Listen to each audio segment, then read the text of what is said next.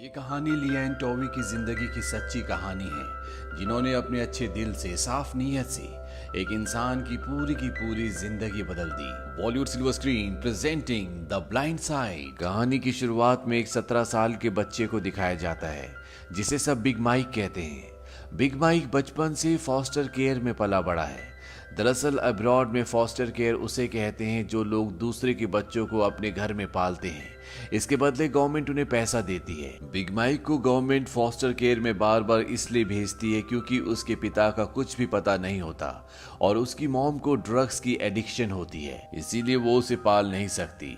Big mic को जिस भी फॉस्टर केयर में भेजा जाता है वो वहां पर ज्यादा दिन तक नहीं टिकता, वहां से भाग जाता है। अब एक दिन बिग माइक के दोस्त के डैड अपने बेटे को और बिग माइक को एक पब्लिक स्कूल में लेकर आते हैं। स्कूल का नाम होता है विनगेट क्रिश्चियन स्कूल और स्कूल के जो कोच होते हैं उसे बिग माइक के दोस्त के डैड जानते हैं। वो उस कोच के पास जाते हैं और उससे कहते हैं कि मेरे बेटे को और मेरे बेटे के दोस्त को यहाँ पर एडमिशन चाहिए। वो साफ साफ मना कर देता है। वो कहता है कि ये सब मेरे हाथ में नहीं है। वो कहता है कि दोनों स्पोर्ट्स में बहुत अच्छे हैं, आप एक बार इनका गेम देखिए। और वो कोच को बाहर ले जाता है जहां पर बिग माइक और उसका छोटा दोस्त दोनों बास्केटबॉल खेल रहे होते हैं। और जब कोच बिग माइक के शरीर को देखते हैं तो पूरी तरह से हैरान हो जाते हैं। हालांकि वो मात्र 17 साल का है, लेकिन उसका शरीर बहुत बलिष्ठ होता है और वो जिस तरह से बास्केटबॉल खेल रहा होता है, कोच पूरी तरह से उससे इम्प्रेस्ड हो जाते हैं। वो बोर्ड मेंबर्स के पास जाते हैं। बोर्ड मेंबर्स कहते हैं कि हम इसे एडमिशन नहीं दे सकते क्योंकि इसके ग्रेड्स बहुत कम है, लेकिन कोच उन्हें कन्विंस कर लेते हैं और अब बिग माइक का स्कूल में एडमिशन हो चुका है। लेकिन वो किसी से बात नहीं करता, हमेशा अपने ख्यालों में गुम रहता है और ना ही कोई उससे बात करना चाहता है। बिग माइक टेस्ट के पेपर में भी कुछ नहीं लिखता, वो पूरा का पूरा पेपर ब्लैंक छोड़ देता है। और एक दिन स्कूल में जब गर्ल्स का वॉलीबॉल का मैच हो रहा होता है तो बिग माइक भी उसे देख रहा होता है और जब सब के सब वहां से चले जाते हैं तो स्टूडेंट्स ने वहां पर जो भी खाना छोड़ा होता है बिग माइक उसे उठाना शुरू कर देता है, क्योंकि जिस तरह का उसका शरीर का साइज है उसे भूख बहुत ज्यादा लगती है और ना तो उसके पास खाना खरीदने के पैसे हैं और ना ही कोई ऐसा घर जो उसे पेट भर के खाना खिला दे। वो अपने दोस्त के घर उसके काउच पर सोता है, लेकिन उसके दोस्त की जो मॉम होती है उसे बिल्कुल भी पसंद नहीं होता कि बिग माइक उनके घर पर रुके, इसीलिए बिग माइक अगली सुबह वहां से निकल जाता है। बिग माइक जब स्कूल में होता है तो पहली बार उससे कोई बच्चा बात करता है।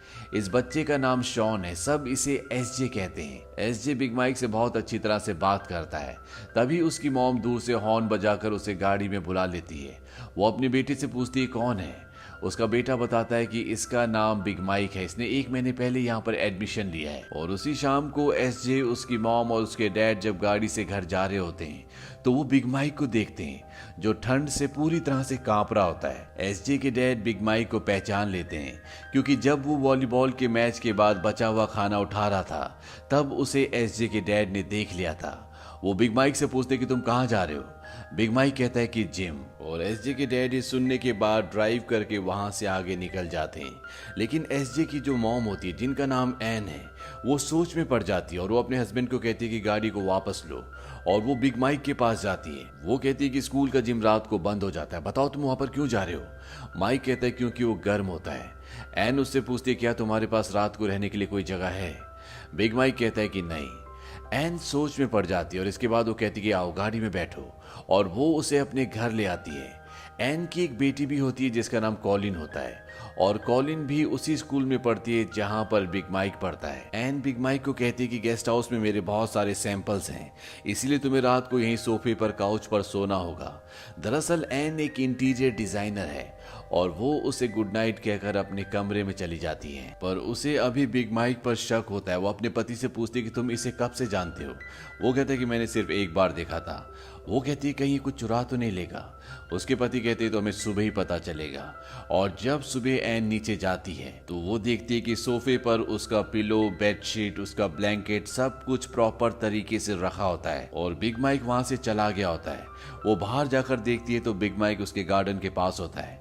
वो उससे पूछती तुम कहाँ जा रहे हो। बिग माइक कहता है कि मुझे नहीं पता। एन कहती कि थैंक्स गिविंग की आज छुट्टी है, क्यों ना तुम थैंक्स गिविंग हमारे साथ मनाओ।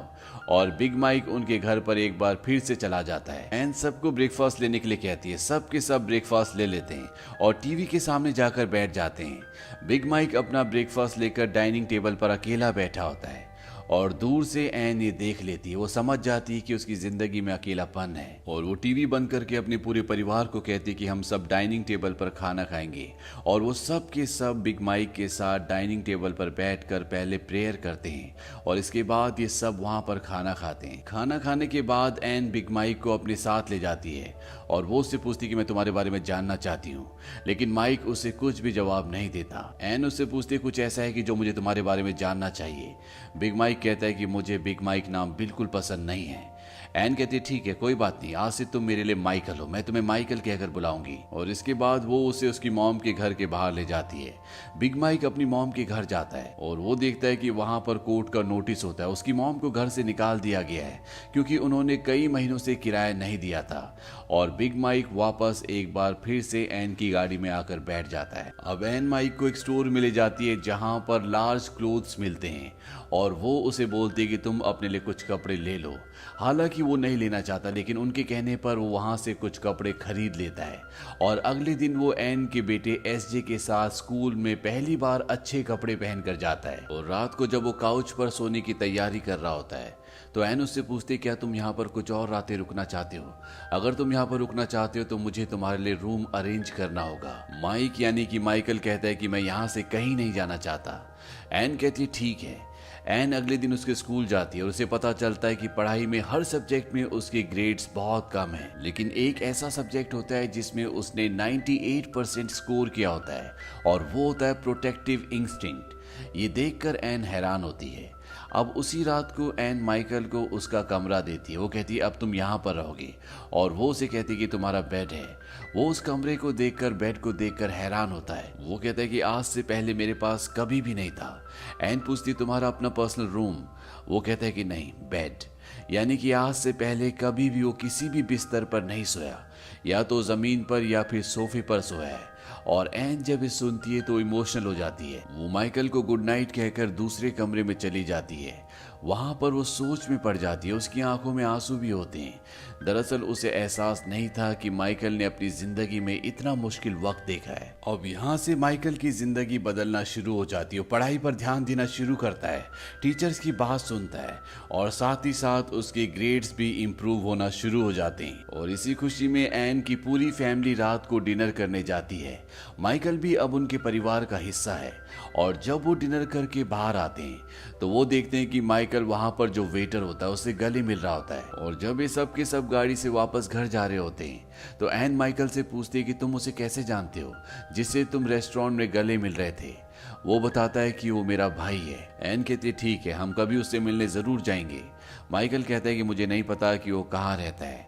एन उससे पूछती तुमने आखिरी बार उसे कब देखा था? वो कहता है कि जब मैं बहुत छोटा था। एन ये सब सुनकर बहुत हैरान होती है।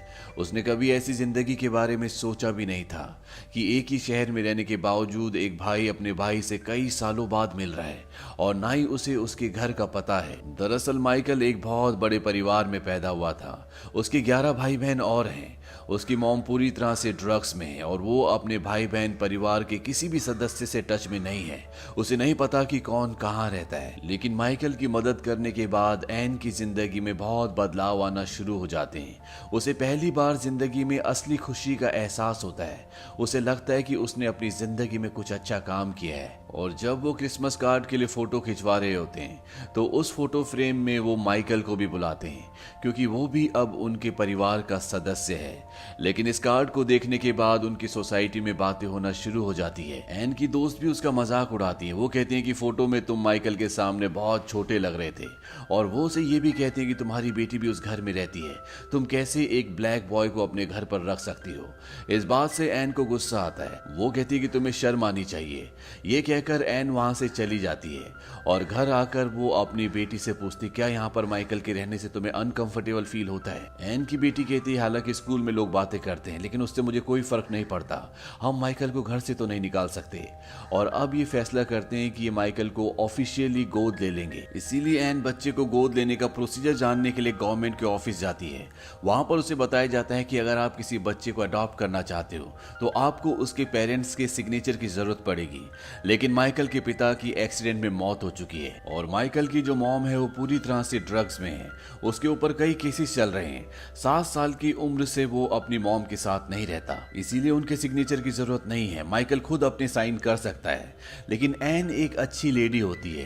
वो ये सब जानने के बाद भी माइकल की मॉम के घर जाती है और वो उन्हें बताती है कि वो उनके बेटे माइकल को अडॉप्ट करना चाहती है। हालांकि वो शुरू में अच्छे से रिस्पॉन्ड नहीं करती, लेकिन जैसे जैसे वो एन से बातें करती है वो उसकी इंटेंशन समझ जाती है और वो कहती है कि मेरी बेस्ट विशेस माइकल के साथ हैं। और अब माइकल इनकी फैमिली का ऑफिशियल मेंबर बन चुका है। ये माइकल के लिए गाड़ी भी खरीदते हैं। दरअसल माइकल हमेशा से एक छोटा ट्रक खरीदना चाहता था और उस गाड़ी को पाकर माइकल बहुत खुश हो जाता है। और एक दिन जब एन अपने काम से घर वापस आती है तो उसका बेटा एसजे बोलता है कि मैं और माइकल गेम में जाना चाहते हैं। एन कहती है कि मेरी मीटिंग है इसीलिए मैं तुम्हारे साथ नहीं चल सकती। एसजे कहता है कि माइकल ड्राइव कर सकता है, मैं उसके साथ जा सकता हूँ। और माइकल और एसजे अब गेम के लिए जा रहे होते हैं, लेकिन तभी इनकी गाड़ी का एक्सीडेंट हो जाता है। और जब एन वहां पर पहुंचती है तो वो देखती है कि उसके बेटे को चोट लगी होती है, लेकिन वो बहुत ज्यादा इंजर्ड नहीं होता क्योंकि एयर बैग खुल गए होते हैं।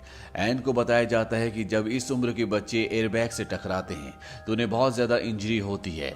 कभी कभी बच्चों की गर्दन भी टूट जाती है, लेकिन तुम्हारा बेटा लकी था। एन इसके बाद माइकल के पास जाती है। माइकल ठीक होता है लेकिन वो पूरी तरह से गिल्ट में होता है। एन उसे कहती कि इसमें तुम्हारी कोई गलती नहीं थी। माइकल एन को सॉरी कहता है और जब एन उसके हाथ देखती है तो उसके हाथ इंजर्ड होते हैं। एन माइकल से पूछती है कि तुम्हारे हाथों को क्या हुआ? माइकल बताता है कि जब गाड़ी के एयरबैग खुले तो मैंने उन्हें अपने हाथों से रोक लिया ताकि एसजे इंजर्ड ना हो, और एक यही कारण होता है कि एसजे को बहुत कम चोट आई होती है। अब माइकल जो कि काफी वक्त से स्कूल में अमेरिकन फुटबॉल प्रैक्टिस कर रहा होता है, वो अपने फुटबॉल गेम में बहुत अच्छा परफॉर्म नहीं कर रहा होता। हालांकि वो बहुत ताकतवर होता है, जिस तरह का उसका शरीर होता है वैसा शरीर पूरे स्कूल में किसी का भी नहीं है। लेकिन शायद माइकल के दिमाग में हमेशा ये डर रहता है कि वो किसी को चोट ना पहुंचा दे, इसीलिए वो खुलकर नहीं खेल रहा होता। और जब एन उसे ऐसे खेलते हुए देखती है तो वो उसके पास आती है और वो माइकल को कहती है कि जब पहली बार हम तुम्हारे लिए स्टोर में कपड़े लेने के लिए गए थे तब तुमने क्या कहा था? वो कहता है मैंने कहा था कि मैं आपकी सुरक्षा करूंगा। दरअसल उस जगह का माहौल, उस जगह के लोग बहुत अच्छे नहीं थे, इसीलिए माइकल ने ऐसा कहा था। वो उसे कहती कि जब गाड़ी में एयरबैग खुले थे तब तुमने क्या किया था? वो कहता है कि मैंने उन्हें अपने हाथों से रोक लिया था। एन कहती कि ये टीम तुम्हारी फैमिली है और तुम्हें इसकी रक्षा करनी है, ठीक उसी तरह से जिस तरह से तुम अपनी फैमिली की रक्षा करना चाहते हो। ये कहकर एन वहां से चली जाती है और एक बार फिर से प्रैक्टिस शुरू होती है और इस बार माइकल बहुत ही बेहतरीन तरीके से परफॉर्म करता है और ये देखकर कोच पूरी तरह से हैरान हो जाता है। वो एन के पास आता है, वो कहता है तुमने ऐसा क्या कहा? एन कहती है कि तुम्हें अपने प्लेयर्स को अच्छे से पहचानने की जरूरत है। माइकल को प्रोटेक्टिव इंस्टिंक्ट्स में 98% मिले थे और इसके बाद माइकल की गेम दिन ब दिन सुधरना शुरू हो जाती है और अब मैच होता है, जिस मैच में माइकल की टीम शुरू में अच्छा परफॉर्म नहीं करती, लेकिन बाद में माइकल इस टीम में बहुत अच्छा परफॉर्म करता है। यहाँ तक कि उनका जो सबसे अच्छा प्लेयर होता है उसे वो धकेलते हुए मैदान से बाहर फेंक देता है और इससे उनकी टीम को बहुत ज्यादा पॉइंट्स मिलते हैं। इसके बाद माइकल इसी तरह से परफॉर्म करता है और अपनी टीम को जिता देता है। एसजे ने इस पूरे मैच को रिकॉर्ड किया होता है और वो इसकी सीरीज बनाकर सभी कोचेस को भेज देता है और जब वो माइकल की परफॉर्मेंस देखते हैं तो सब के सब दंग रह जाते हैं। अब सब चाहते हैं कि माइकल उनकी टीम से खेले, उनके स्कूल की तरफ से खेले, इसीलिए उसके घर पर कई कोचेस आते हैं और वो माइकल से रिक्वेस्ट करते हैं कि वो उनकी टीम से खेले। माइकल के बदले उसका छोटा भाई एसजे उनसे बात करता है। वो कहता है कि माइकल और मैं बहुत क्लोज हैं, माइकल अगर मैच के लिए जाएगा तो मैं उससे कैसे मिलूंगा? सब उसे कहते हैं कि आप मैच में कभी भी आ सकते हो, कभी भी जा सकते हो। एसजे को इस बात से बहुत खुशी होती है और इसके बाद माइकल अलग अलग टीम्स के साथ कई मैचेस खेलता है और धीरे धीरे वो बहुत फेमस हो जाता है। साथ ही साथ उसके घर पर जो टीचर उसे पढ़ाने के लिए आती है वो उस पर बहुत ध्यान दे रही होती है, इसीलिए उसकी ग्रेड्स भी अब सुधर जाते हैं और अब माइकल की पूरी जिंदगी बदल चुकी है। हर एक कॉलेज चाहता है कि माइकल उनके कॉलेज में एडमिशन ले, उनकी टीम से खेले, लेकिन माइकल डिसाइड करता है कि वो यूनिवर्सिटी ऑफ मिसिसिपी में एडमिशन लेगा, क्योंकि एन भी उसी यूनिवर्सिटी से पास आउट है। वो वहां पर चीयर लीडर है और एन के हस्बैंड जो कि शॉन है वो भी उसी यूनिवर्सिटी से पास आउट है। वो वहां पर एक बास्केटबॉल प्लेयर थे और अब माइकल भी उसी यूनिवर्सिटी में एडमिशन लेकर मिसिसिपी टीम से फुटबॉल खेलेगा। माइकल को उस यूनिवर्सिटी में एडमिशन के लिए जितने भी ग्रेड्स की जरूरत है वो उन ग्रेड्स से पास आउट हो जाता है। और अब माइकल को एनसीएए की एक इन्वेस्टिगेटर अपने पास कुछ सवाल और जवाब के लिए बुलाती है। एनसीएए एक ऐसी ऑर्गेनाइजेशन है जो हर एक एथलीट का ध्यान रखती है। वो माइकल से अकेले में बात करती है और माइकल से पूछती है कि तुमने मिसिसिपी में एडमिशन क्यों लिया। माइकल के पास इस बात का कोई भी जवाब नहीं होता। वो इन्वेस्टिगेटर माइकल को कहती है कि तुम एक बच्चे थे जो सड़क पर थे, एक परिवार ने तुम्हें अपने घर में जगह दी, तुम्हें खाने के लिए दिया, तुम्हारे स्कूल की फीस भरी, तुम्हारे लिए एक प्राइवेट ट्यूटर का अरेंजमेंट भी किया गया, तुम्हें एक गाड़ी भी गिफ्ट की गई और बाद में तुम्हें लीगली अडॉप्ट भी कर लिया गया। हो सकता है कि सब उनके प्लान का हिस्सा हो, इसमें और भी लोग शामिल हो, क्योंकि हो सकता है कि उन्होंने तुम्हारी स्पोर्ट्स की एबिलिटी को पहले ही देख लिया हो। माइकल इस बात से पूरी तरह से कंफ्यूज हो जाता है। दरअसल ये बहुत ही मासूम होता है और माइकल गुस्से से वहां से चला जाता है। बाहर एन उसका इंतजार कर रही होती है। माइकल एन से कहता है कि तुमने मेरे साथ ये सब क्यों किया, क्यों तुमने मुझे अपने घर पर रखा, क्यों मुझे पढ़ाया, क्यों मुझे एक बेहतर इंसान बनाया ताकि मैं वो करूं जो तुम चाहते हो, ताकि मैं उस कॉलेज में एडमिशन लूं जिसमें तुम चाहते हो। वो इन्वेस्टिगेटर मुझे ऐसा कहती है। एन उसे समझाने की कोशिश करती है कि ऐसा कुछ भी नहीं है, लेकिन माइकल वहां से नाराज होकर चला जाता है और वो अपनी बायोलॉजिकल मॉम के घर जाता है, लेकिन उसकी मॉम वहां पर नहीं रहती। यहाँ पर एक गैंग लीडर होता है, वो उसे इन्वाइट करता है, वो उसे बियर भी पिलाते हैं। हालांकि माइकल बियर नहीं पीता और इसके बाद जो गैंग लीडर होता है वो एन और उसकी बेटी के बारे में उल्टा सीधा बोलना शुरू कर देते हैं। माइकल उसके सामने खड़ा हो जाता है और उसे कहता है कि तुम अपना मुंह बंद रखो। ये गैंगस्टर बहुत खतरनाक होता है। ये माइकल को गन दिखाता है। वो कहता है कि पहले मैं तुम्हें गोली मारूंगा और इसके बाद मैं तेरे घर जाऊंगा, वहां पर तेरी नई मॉम और उसकी बेटी के साथ क्या करूंगा मुझे कुछ नहीं पता। इस बात से माइकल को बहुत गुस्सा आता है और वो उसे यहाँ पर बहुत बुरी तरह मार कर निकल जाता है। वहीं एन माइकल के लिए बहुत परेशान होती है और अगले दिन वो ढूंढते हुए माइकल को उसी जगह पहुंच जाती है और तभी माइकल का कॉल आता है। वो एन को बताता है कि मामा मैं यहाँ पर हूँ। एन उससे मिलने जाती है और वो माइकल को कहती है कि तुम्हें फुटबॉल पसंद है। माइकल कहता है कि हाँ मुझे फुटबॉल पसंद है। एन उसे कहती है कि मैंने और शॉन ने रात को बात की थी और हम चाहते हैं कि तुम टेनेसी यूनिवर्सिटी चुनो। माइकल ये सुनकर हैरान होता है। वो कहता है कि आप ये चाहती हैं। एन कहती है कि ये तुम्हारी लाइफ है, तुम जो चाहे वो कर सकते हो, ये तुम्हारा फैसला होगा, पर मैं वादा करती हूँ कि मैं हर एक गेम में वहां पर मौजूद होंगी, मैं तुम्हें चीयर करूंगी। और इसके बाद एक बार फिर से माइकल एनसीएए की इन्वेस्टिगेटर के पास जाता है ताकि उसके सवालों का जवाब दे सके। वो माइकल से पूछते कि तुम कौन सी यूनिवर्सिटी जाना चाहते हो। माइकल कहता है कि मैं मिसिसिपी यूनिवर्सिटी जाऊंगा। वो उससे पूछती कि ऐसा क्यों। माइकल कहता है क्योंकि मेरे डैड वहां से पढ़े थे, मेरी मॉम वहां से पढ़ी थी और अब मैं भी वहीं से पढ़ूंगा। और फाइनली माइकल उस यूनिवर्सिटी में जाने के लिए तैयार हो जाता है और जब वो जा रहा होता है तो एन इमोशनल हो जाती है। वो गाड़ी में जाकर बैठ जाती है क्योंकि उसकी आंखों में आंसू होते हैं। माइकल उसके पास जाता है और वो कहता है कि मॉम मैं आपको हक करना चाहता हूँ। और माइकल और एन एक दूसरे के गले लगते हैं। और अंत में न्यूज़पेपर में हमें एक आर्टिकल दिखाया जाता है जिसमें 21 साल के एक लड़के को गोली मारकर उसकी हत्या कर दी होती है। और उस लड़के की भी एथलेटिक एबिलिटीज बहुत ज्यादा होती है। उसका जीवन भी ठीक वैसा ही होता है जैसा माइकल का है। अगर माइकल को एन की फैमिली ना मिली होती, एन ने सेल्फलेस होकर एक माँ की तरह माइकल की केयर ना की होती, तो शायद उसका भी यही हाल होता। और अंत में हमें माइकल की, एन की और उनके पूरे परिवार की रियल फोटोज दिखाई जाती हैं और बताया जाता है कि अमेरिकन फुटबॉल में माइकल ने एक से एक रिकॉर्ड बनाए और आज उसे पूरी दुनिया जानती है। और आज भी माइकल उन्हीं के साथ, उन्हीं के परिवार का हिस्सा बनकर रहता है। ये कहानी अपने आप में हमें बहुत कुछ सिखाती है। एन ने जो माइकल की मदद की, उससे न सिर्फ माइकल की बल्कि एन की भी पूरी जिंदगी बदल गई। वो समझ पाई कि जिंदगी सेल्फिश होकर जीने का नाम नहीं है, बल्कि हमारी जिंदगी का कंट्रीब्यूशन दूसरों की जिंदगी में भी होना चाहिए। और अगर हम अपनी जिंदगी में एक भी इंसान की जिंदगी बना सकते हैं तो ये जिंदगी की एक ऐसी अचीवमेंट होती है जिसे इस दुनिया की कोई भी कामयाबी रिप्लेस नहीं कर सकती। ये मूवी ईयर 2009 में रिलीज हुई थी। IMDb पर इसकी रेटिंग है 7.6। इस फिल्म का बजट था $29 मिलियन और बॉक्स ऑफिस पर इसने कमाई की थी $310 मिलियन की। इस फिल्म में शियन के लीड रोल को प्ले करने के लिए सैंड्रा ब्लॉक को बेस्ट एक्ट्रेस का ऑस्कर अवार्ड भी दिया गया। तो ये थी पूरी कहानी द ब्लाइंड साइड की। उम्मीद करते हैं कि ये कहानी आपको पसंद आई होगी।